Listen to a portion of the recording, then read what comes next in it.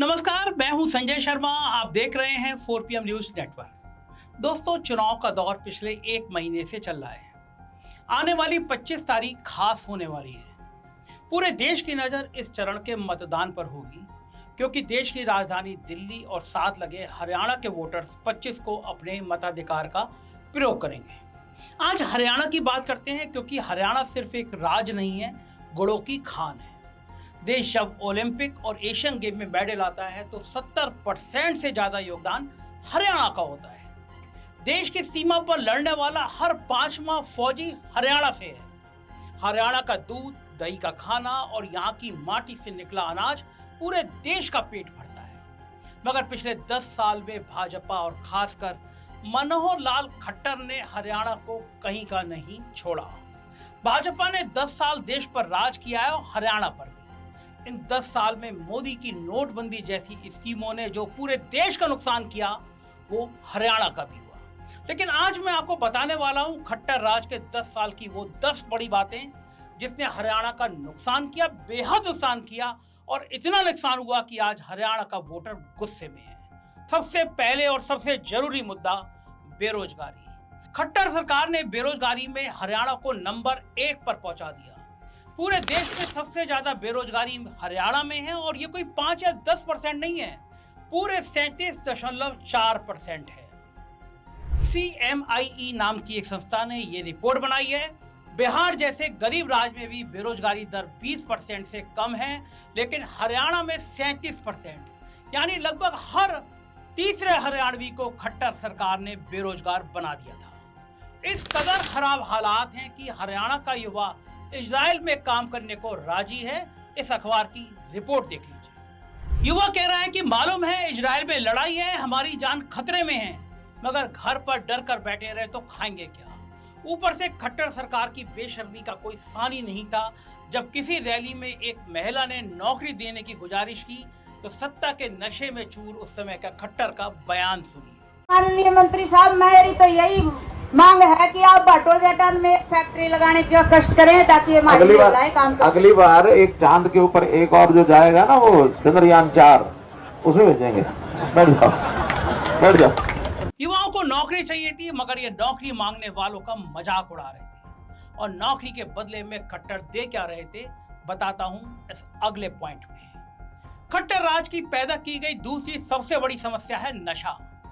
दिल्ली को हरियाणा ने लगभग घेरा हुआ है। Tikri border, Sindhu border, Auchandi border, Lampur border, Kapashera border, आप इनमें से किसी भी बॉर्डर से हरियाणा में घुसिए, पहली चीज जो आपको दिखाई देगी वो होगा शराब का ठेका।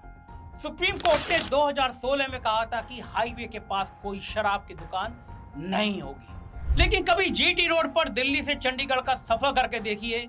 250 किलोमीटर की इस दूरी में 200 किलोमीटर हरियाणा से होकर गुजरना पड़ता है। सोनीपत, पानीपत, करनाल, कुरुक्षेत्र और अम्बाला नाम के 5 जिले जीटी रोड पर बसे हुए हैं। इन सब जिलों में बिल्कुल हाईवे के ऊपर इतनी शराब की दुकानें हैं कि आप गिनती भूल जाएंगे। आपने बहुत खबरें पढ़ी होंगी कि दिल्ली से हरियाणा के मरथल में कुछ दोस्त पराठे खाने गए, शराब पी और एक्सीडेंट में उनकी मौत हो गई। जीटी रोड पर बसा मुरथल ऐसे ही एक्सीडेंट का एक बहुत बड़ा स्पॉट बन चुका है। लेकिन उस समय खट्टर साहब को इसी जीटी रोड पर शराब बेचने से फुर्सत नहीं थी। यही हाल जिलों को जोड़ती हुई सड़कों का है। हरियाणा के एक गांव से दूसरे गांव में जाइए, सड़क पर कुछ मिले या नहीं मिले, ठंडी बियर के बोर्ड लटके मिल जाएंगे। और अभी 4 दिन पुरानी खबर देखिए, गुड़गांव में अब शराब बेचने वाले होटल रात को 12 बजे तक खुले रहेंगे। तो ये तय हो गया था कि उस समय खट्टर साहब का नौकरी देने का कोई इरादा था ही नहीं। उनका इरादा था कि युवाओं को नशे में धुत रखने का, ताकि वो नौकरी मांग ही नहीं सके। मगर उस समय खट्टर सरकार ने ऐसा क्या किया कि बेरोजगारी इतनी बढ़ गई। देखिए, हरियाणा खासकर अपनी 3 चीजों के लिए जाना जाता है और रोजगार भी पाता है। वो है फौज में भर्ती, खेल कूद की मस्ती और किसान की हस्ती। खट्टर ने तीनों को मिट्टी में मिला दिया। देखते हैं अगली स्कीम, अग्निपथ स्कीम। 2022 में मोदी सरकार ये स्कीम लेकर आए, जिससे भर्ती होने वाले को अग्निवीर बोला जाता है। 4 साल नौकरी कराने के बाद 100 में से केवल 25 को परमानेंट भर्ती मिलेगी, बाकी को घर भेज दिया जाएगा। इस स्कीम का सबसे बुरा असर हरियाणा, पंजाब, उत्तर प्रदेश जैसे राज्यों में पड़ा है, जहां का युवा देश की मिट्टी का कर्ज चुकाने के लिए बढ़ चढ़कर फौज में भर्ती होना चाहता था। मगर सोचिए, किसी 20 साल के युवा ने अग्निपथ स्कीम के तहत नौकरी पाई और फिर 24 साल की उम्र में उसको घर भेज दिया गया। इस बीच सरकारी नौकरी की मेहनत करने में उसके 4 जरूरी साल खराब हो गए। इसलिए फौज की भर्ती की तरफ युवाओं का उत्साह कम हो गया।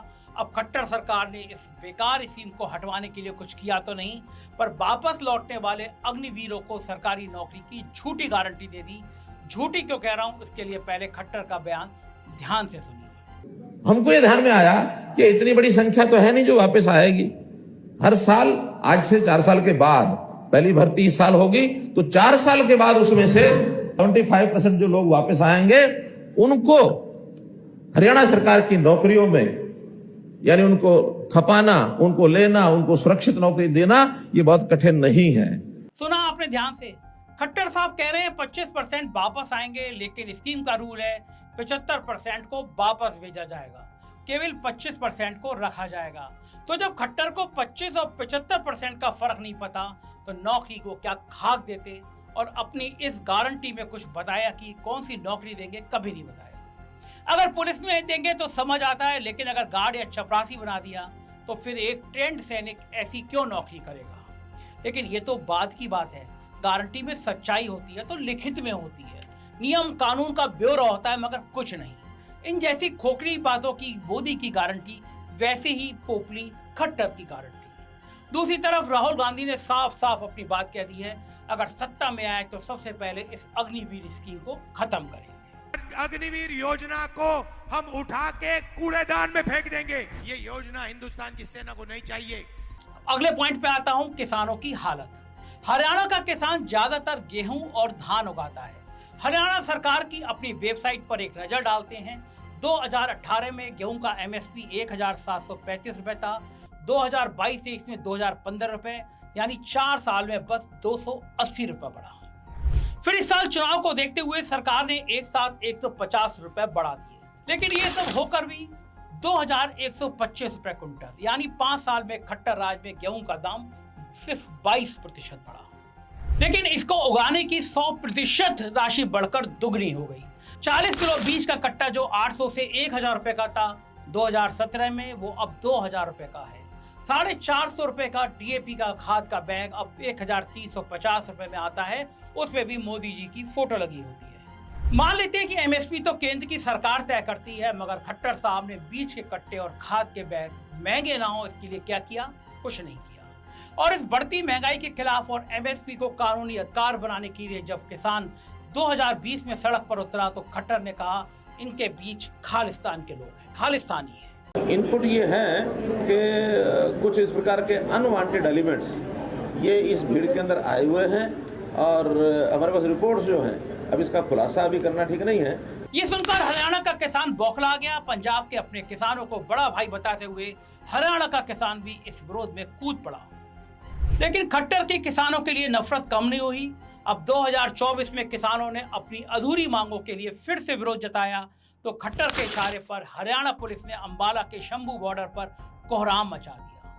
पाकिस्तान से लड़ने के लिए इस्तेमाल होने वाले ड्रोन से आंसू गैस के गोले किसानों पर छोड़े गए। खट्टर की हमदर्दी ना फौजी के साथ है, ना किसान के साथ, भला पहलवान के साथ कहां रहती।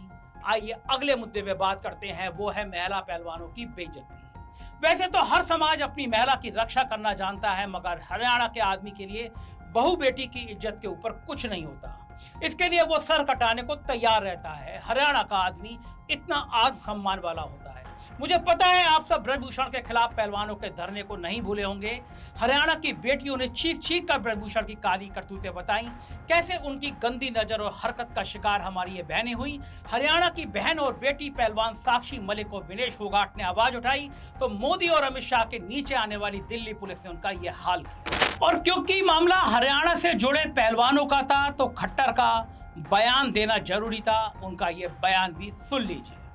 देखिए, अब ये अपने आप में खिलाड़ियों को खेल की तरफ ज्यादा ध्यान देना चाहिए। खट्टर अपनी ही माटी की बहन बेटियों को खेल पर ध्यान देने को कह रहे हैं, अपराध के खिलाफ आवाज उठाने को राजनीति कह रहे हैं। लेकिन कुछ दिन पहले 10 मई को कोर्ट ने ब्रजभूषण पर चार्ज लगाया। कोर्ट ने कहा पर्याप्त सबूत है कि चार्ज लगना चाहिए। अब तो खट्टर ने कुछ नहीं बोला। देखा आपने इनका दोगला व्यवहार। खट्टर साहब की इन उपलब्धियों की लिस्ट अभी और लंबी है। भाजपा जो धर्म का जहर पूरे देश में फैला रही है, उसको हरियाणा में आगे बढ़ाने में खट्टर सरकार कहीं भी पीछे नहीं रही। आते हैं अगले पॉइंट पर, जो है धर्म से बड़ा खिलवाड़ किया गया। सबसे पहले देखिए नूह के हिंदू मुसलमान के दंगे।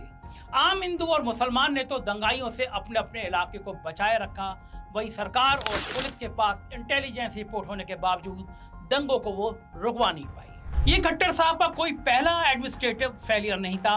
याद कीजिए 2014 खट्टर जी नए नए मुख्यमंत्री बने थे, पूरे जोश में थे, लेकिन हिसार के बाबा रामपाल और उसके दंगाई भक्तों को कंट्रोल करने में खट्टर लगभग नाकाम रहे।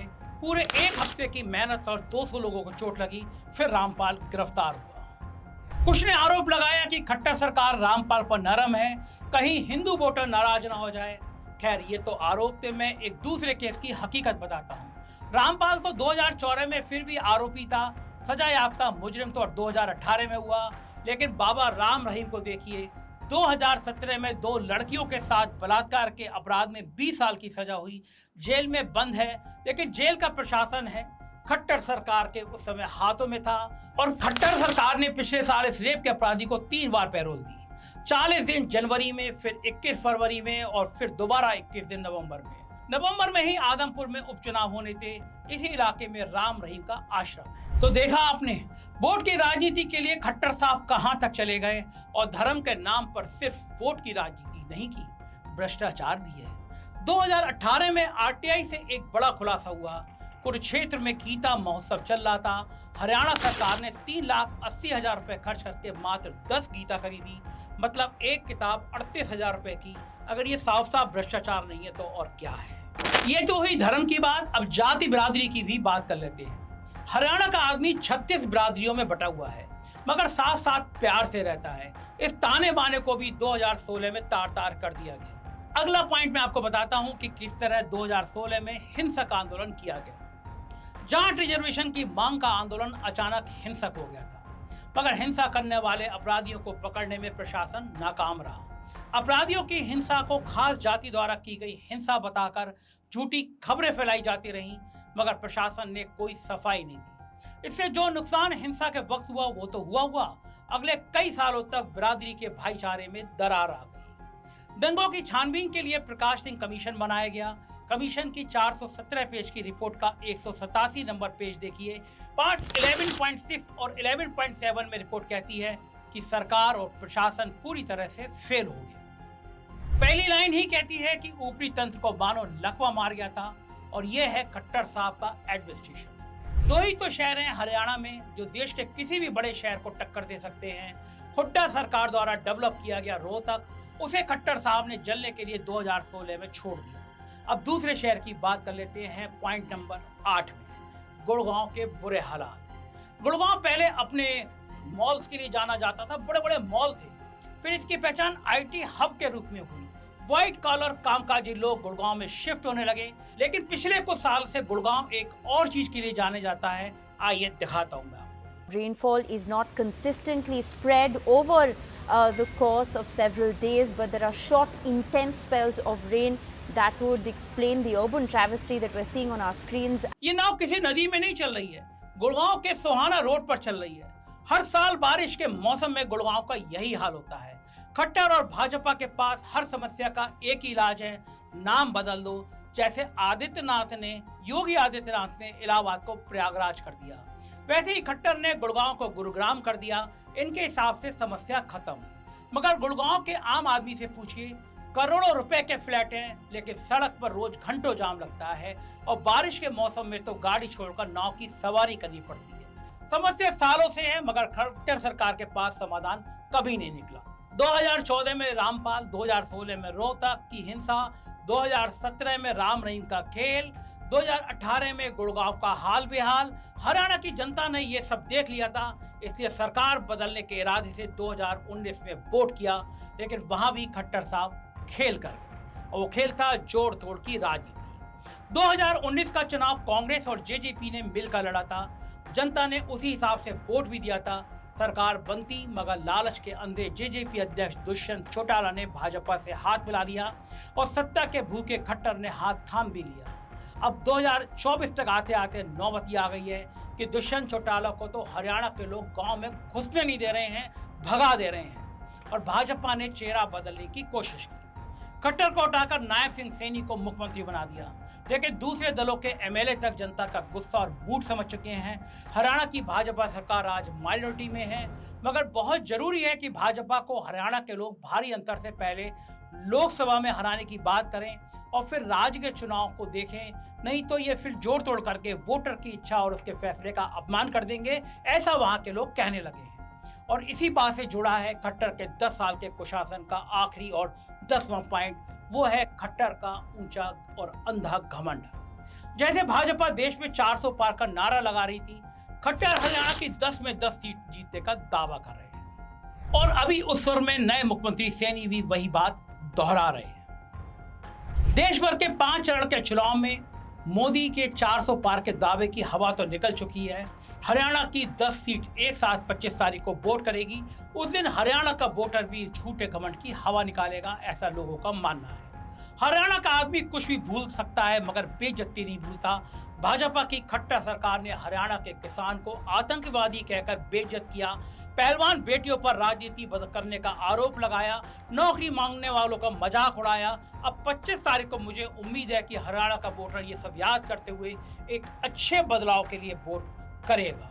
शुक्रिया इस वीडियो को देखने के लिए। मुझे आपकी राय का इंतजार रहेगा। चैनल को ज्वाइन कीजिएगा, सब्सक्राइब करिएगा। Thank you.